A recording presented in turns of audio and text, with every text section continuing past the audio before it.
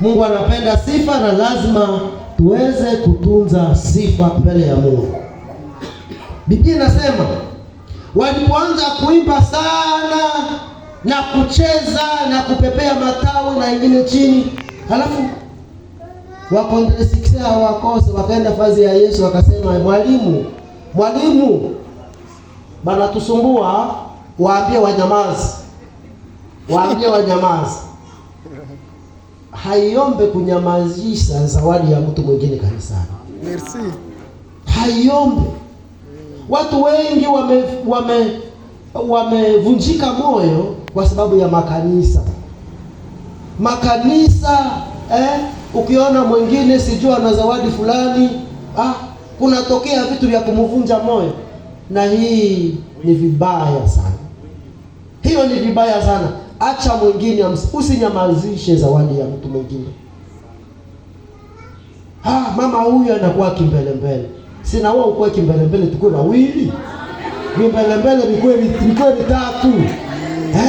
Baba huyu, mama huyu. Tuachane na hii, ni kunyamazisha zawadi za wengine kanisani. Yesu akawaambia, akasema nini? Akasema, kama mnasema ni wanyamazishe hawa, ninaweza kuambia mawe ikanisifu. Sasa trofo. Yesu akisema, mkisema hawa wanyamaze, nina uwezo kusema na mawe. Ukisoma vitabu vingi, maana ya mawe ni kusema. Kama mnasema hawa wasiimbe, ninaweza sema mawe iniimbie. Hii ni kuonesha ya kwamba Mungu anaweza fanya mtu ambao mnamdharau, huyu hastahili, anafanya kazi ya ajabu. Amen. Mawe evorie. Wakati Mungu anakupa nafasi ya kumtumikia, tumika. Wakati Mungu anakupa uzima, tumika. Mtu asikukwalishe na mawe. Mtu asikurudishe nyuma. Ona mbingu. Mungu ndiye alikuita, endelesha huduma. Alafu kwa mwisho niseme, huduma tunapaswa kuitunza. Tunapaswa kutunza sifa. Tutaitunza sifa namna gani? Tunapaswa kuzitakasa. Kama vile niko ninasema ndani ya mahubiri kila siku, chombo chako Bwana Yesu unifanye nini? Unijaze.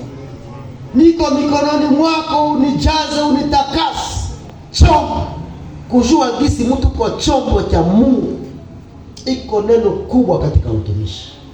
Nilitaka nifunge mahubiri haya nikisema hivi. Nilete mfano wa mwisho.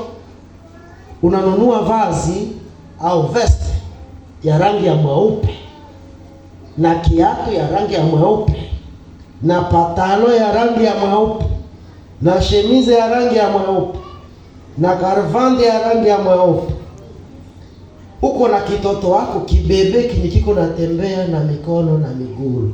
Hiki kibebe kinaanza kutambala. Hakia shimama kwanza. Mnakiona kile kibebe? Kinatembea tu chini kwanza. Hakia tembea na miguu. Unakutana sasa kile kibebe chako kimeshajaribisha na wese. Kimeshiponda ndani ya uchafu. Ni chako kibebe chako. Kimeshiponda kyote uchafu. Na wewe unafanya nini? Kiatu yote. Lakini kibebe ni cha wapi? Ni chako. Niwaulize wa mama, utakikamata na kukitia kwa kifua. Tuelewane vizuri. Utakikamata kiko kinapondana na wese. Kwa sababu ni kiako kile kitoto, utakikamata na kukitia barabara kwa kifua.